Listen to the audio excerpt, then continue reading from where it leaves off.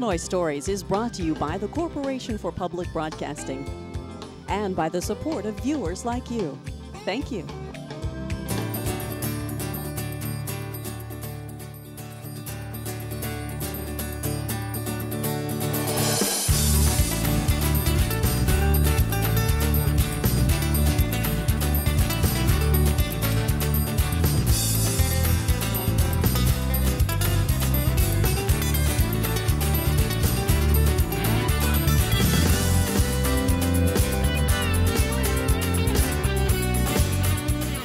Hello, welcome to Illinois Stories. I'm Mark McDonald, on the road with Illinois Stories in Sherman. This is our first stop. Twice a year we do these bus trips to our destinations where we shot Illinois Stories. And today we're out of Springfield.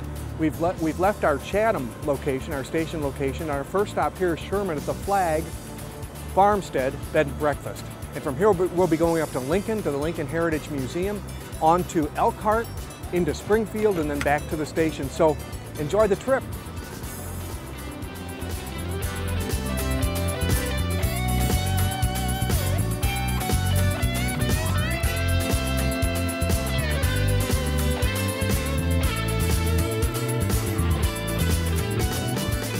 The house was built in 1871 by Cornelius Flagg.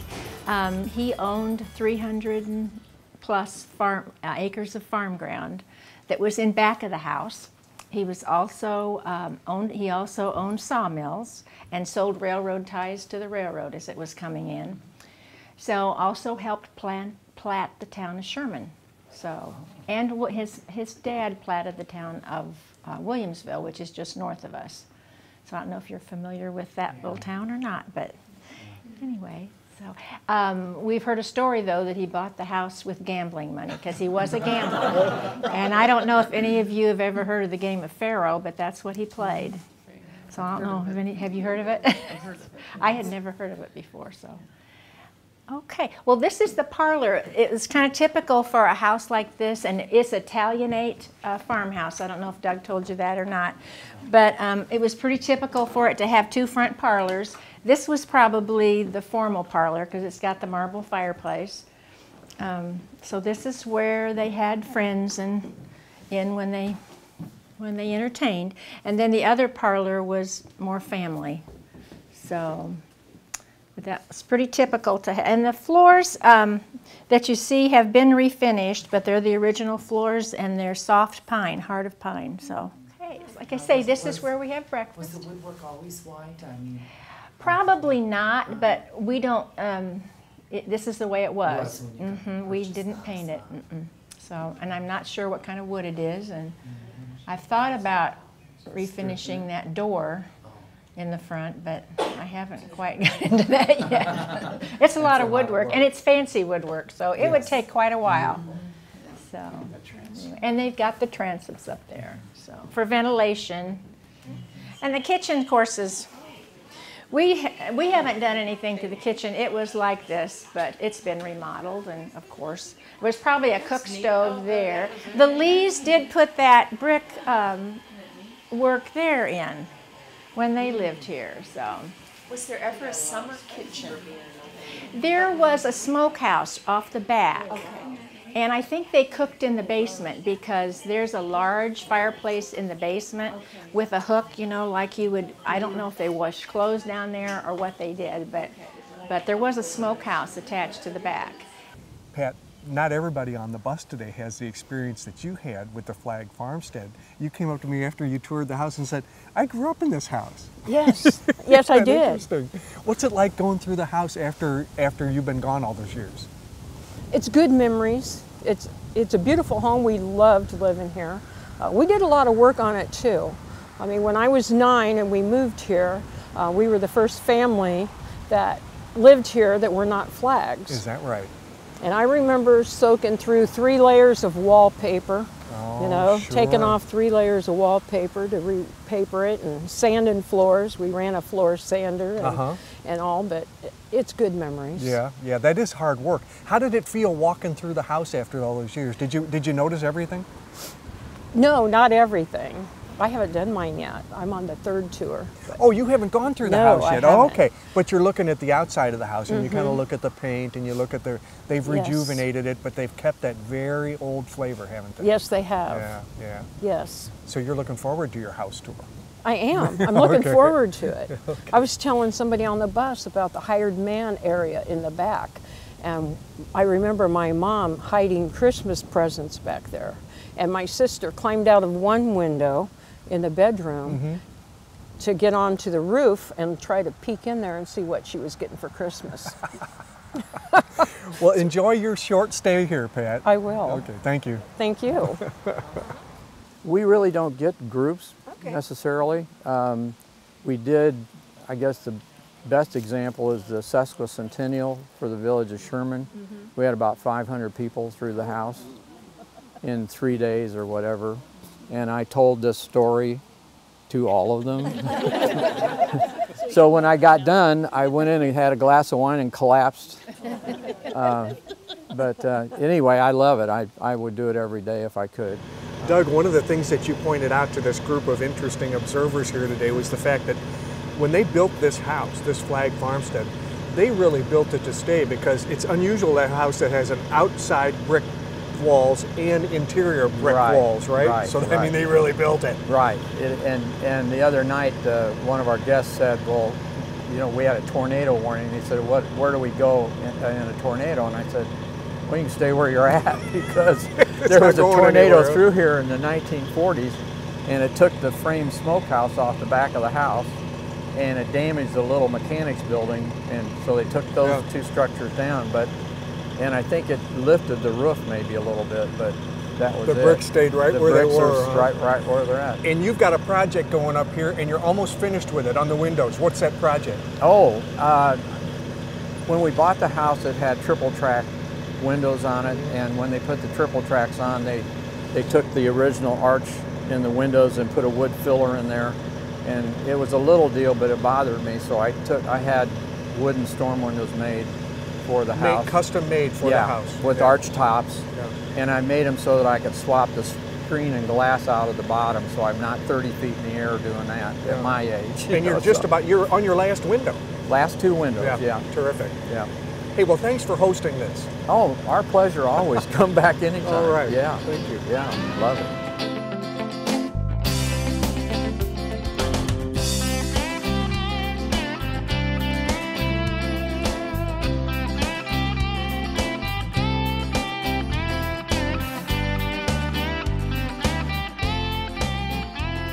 Here we have what we call our interactive exhibits, and this is where you get the opportunity to actually go through the museum and see different memories of Lincoln's life on how he remembered it. And it starts off a little bit differently. In most museums you start off with the log cabin in Kentucky. Well, here we start at the end of Lincoln's life. We start April 14th, 1865 at Ford's Theater, the night that the Lincolns attended the play Our American Cousin. Now, they arrived late, so typically we would have the play going on and the noises to start your AV tour. And then this door automatically opens and we go into Ford's Theater. And then you get to see the play actually unfold and certain events take place. And then you're invited to reach out and touch items to unlock part of Lincoln's life. So, without further ado, we are going to go see the play and move through Lincoln's life. Just follow me. We're going to go through here. Okay, so we kind of walked through Lincoln's box. Now, since we're kind of short on time, I'm going to be guiding you through the different parts of the upstairs experience, and hope that you come back and see the audiovisual portion, because it's really neat. We have had a lot of visitors enjoy it because it adds a personal touch. Because when you walk through the upstairs, you'll see images of individuals that are part of Lincoln's life. In this room, we have Lincoln's family. So you have Nancy Lincoln, Lincoln's aunt and uncle, Thomas and Elizabeth Sparrow. And then you have Thomas Lincoln and his stepmother, Sarah Bush Lincoln. And you'll get to hear from all of these different individuals about Lincoln's life. For example, Lincoln talks about his mother and how she came from humble beginnings. and how she was an individual in his life that provided the love and care earlier on as an adolescent. And then you learn about his, basically his mother's death in Indiana. And that's where we have the white snake root here that basically was a root that cows ate that were poisonous when they were mixed in with the milk that individuals drank because they didn't clean their milk before they ended up pouring it into their glass. This is the area where we talk about Lincoln's life in New Salem. Now before I move on to New Salem, what do you notice that's behind me? It's kind of big. It's a pocket watch. Also, what do you hear right now? Ticking. And where do we start first? At his death. So the ticking clock symbolizes, when you're touring up here, the passing of life, time ticking away. And you're basically going through all these memories knowing that your time is almost up. You being Mr. Lincoln, because when you walk through the upstairs, oh no. Glad you clarified that. Well, sometimes it gets, we have visitors who come through and are trying to figure out, okay, what is this? It sounds like you're hitting an anvil, or what is this? But really, it's time ticking away, and Mr. Lincoln realizing that, you know, this is his life, this is the legacy that he's leaving. Was it good enough? And that's what he's contemplating up here.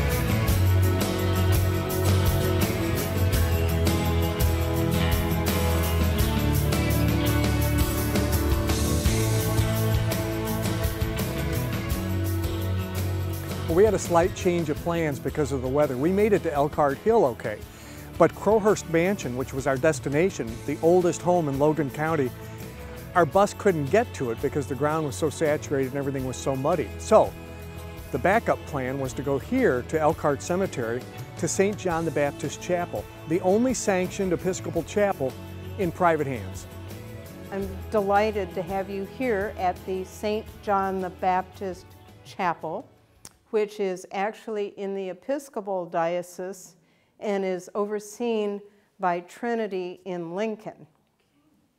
In any rate, the chapel was built as a memorial chapel to John Dean Gillette, my great-great-grandfather, who passed away enviably sitting in a rocking chair at the newly opened Grand Hotel at Mackinac Island, Michigan in 1888. I mean, if you have to go, that would be a good place to go from, I would think. At any rate, 2 years after that, on his birthday, which was April 28th, they laid the first cornerstone for this chapel. And the whole idea of the chapel was Lamira Gillette, his wife, the woman for whom the library was built in memory of, excuse me. At any rate, so 2 years after that, in 1892, the chapel had been completed. And Lamira wanted each one of her children, at that point there were 8 children that had survived to adulthood, 7 daughters and 1 son, and she wanted them each to contribute $1,000 to the building of this chapel. Now that's 1892, and $1,000 was a bunch of money. This, and that adds up to $8,000. And the chapel cost $10,000. And she put in the final $2,000. Interestingly enough, about 20 or more years ago, we had to put a new slate roof on this chapel, which cost $35,000. So as you can see, you could not build a chapel like this for $10,000 today, not even close. Some of the things that we discovered as we were doing the history of the chapel is that the stone is Grafton stone, and it was used because it is more impervious to the weather than a lot of different stones. This chapel was built by the Culver Stone Company, which was a Springfield company, and most of the Culver buildings in Springfield are no more. I think there are a couple of churches left. So this is a true treasure from that time period. It's in the Gothic style. If when you go out you look up at the belfry, there is Whitney marble in the belfry ends and in the cross. Once again, stones that can stand a lot of pressure from weather-related things. So we go by to 1892 and the dedication of this chapel. And the entire family was here, of course, for the dedication, all except for the youngest daughter, Charlotte, who was Mrs. William Barnes. And as we talked earlier, Dr. Barnes was a very famous doctor and a very civic-minded person in Decatur. He and Charlotte could not make it to the dedication because she had just given birth to her first child, whose name was Gillette. And actually, that was my grandmother, their first child, who was born on her grandfather's birthday. So everything started hinging on April 28th. That was grandmother's birthday. When Governor Oglesby died a few years later in 1899, the big funeral we talked about, his funeral was also held on April 28th. I thought, that's enough, enough April 28th.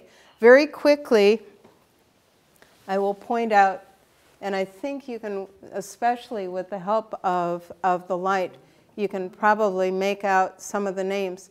This is the Gillette family. John Dean and Lamira Park, his wife, and their 11 children, 3 of whom died in infancy.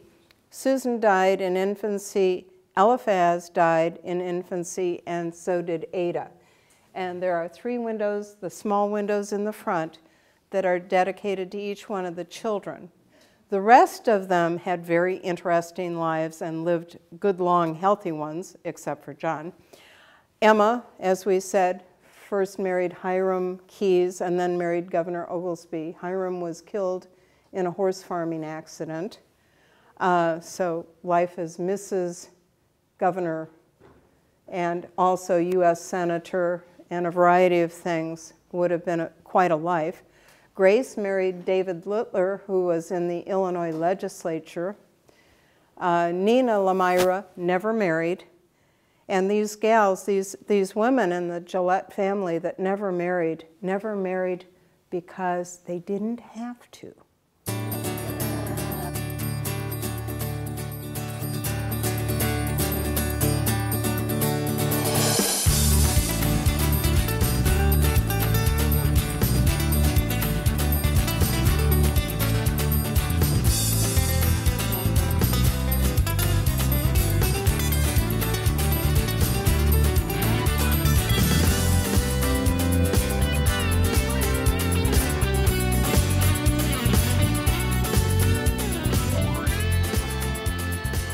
The anthropology collection range houses materials that go back perhaps 12,000 years on up to the present day. And we have somewhere in the neighborhood of 7.5 to 8 million objects. Now, many of those objects are small pieces of rock, they're pottery sherds and so forth, so it's not all really spectacular items, but we do have a number of really spectacular items for you to see.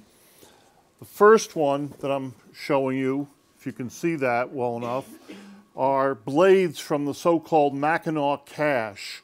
This was a cache of about 45 or 46 blades that were found along the Mackinac in Illinois. And they are considered by many archaeologists to be the finest stonework ever produced in ancient America. They're exceptionally thin, so they were not likely ever intended to be used as knives or blades of any sort, but rather used in a ceremonial context, although we have no idea what that context was, because when they were excavated, I believe, by a farmer who found them on his property. In any case, there's a controversy over them, and that is, when were they made? Many people feel that they're Hopewellian, that is, they would date from about 200 BC to AD 200. But Mike Wyant, who's the director at Dixon Mounds, has raised the possibility that they're from the early Archaic period, or about 9,000 years old. And he bases that on the notches that you see in the blades. We don't know how old they are, but they may be the oldest pieces that I'm showing you this afternoon. Next, and these are more or less in chronological order, we have blades from, these are from the bullocks, yeah, the bullocks. I can't really hold them up better because they'll fall out of the mount, but these are archaic blades, probably dating in the late Archaic, that is about 2000 BC. And if you have time, you can come up and look at them. They're some of the finest pieces of stonework that have been found in Illinois. And one of them in particular is decorated with the remnants of red ochre, which was a ceremonial material. This is the raven pipe. It is a carved stone pipe of a raven, and although you probably can't see it from where you are, it even has the whiskers of the raven on it. Now, what makes this a really interesting object is that it relates to landscape history for Illinois. Ravens, depicted here, are no longer present in Illinois. They're extirpated. So this depicts a bird that was here and tells us something important about the birds of Illinois, but it's a bird that is no longer present in the state. The blackbirds that you see are crows, smaller versions of the raven, but there were ravens here in Illinois. What's also interesting about this piece is that it's one of two, the other one being in Ohio, that are virtually identical. And they are so close in design and technique of manufacture that some archaeologists believe they were made by the same person, even though they were found hundreds of miles apart. So do they come from Illinois and one go to Ohio, or vice versa? That's a problem that we can't answer at this point. Perhaps if we got a better analysis of the stone material and could find a source for it, we'd know, but we don't at the present.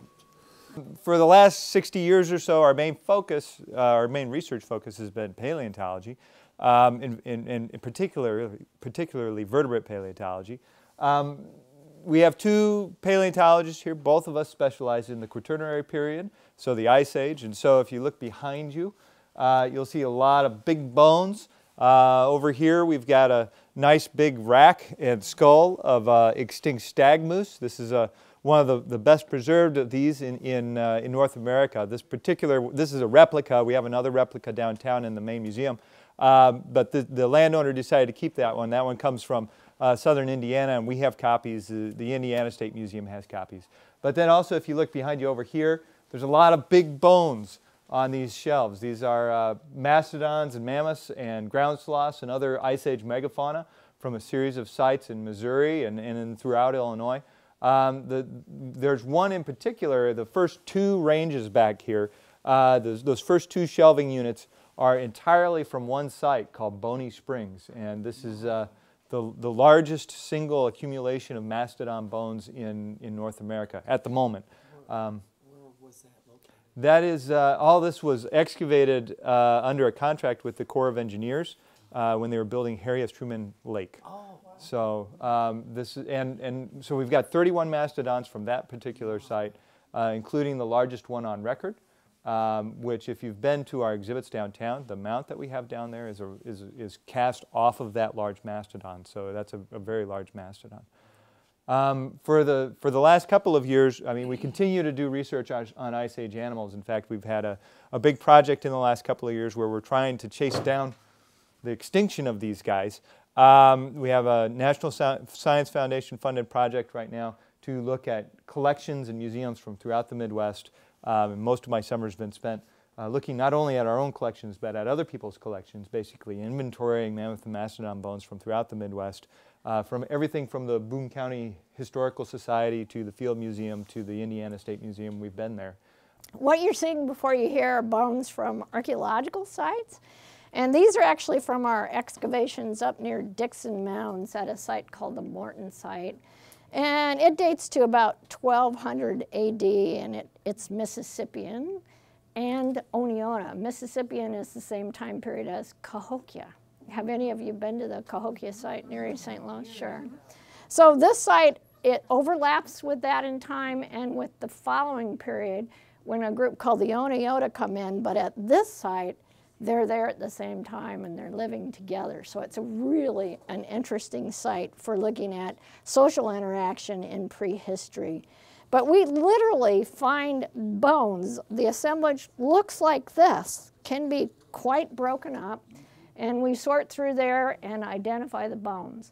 And we don't just pick them up and go, You know, we actually do a physical comparison to modern skeletal elements from the comparative collection.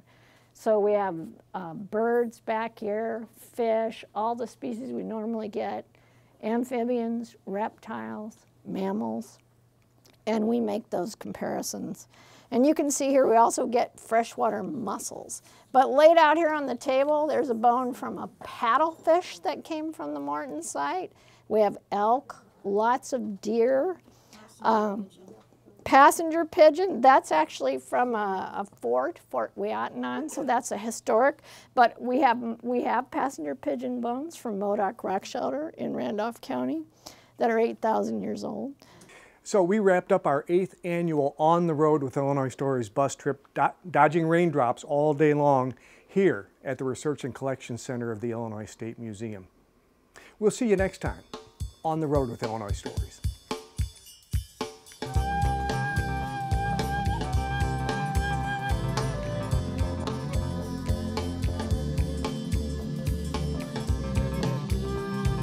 Illinois Stories is brought to you by the Corporation for Public Broadcasting and by the support of viewers like you. Thank you. For a DVD copy of the program you've just seen, send 1995 to Network Knowledge, P.O. Box 6248, Springfield, Illinois 62708. Be sure to include the program name, subject, and when the program aired. You can also order with your credit card by calling 800-232-3605.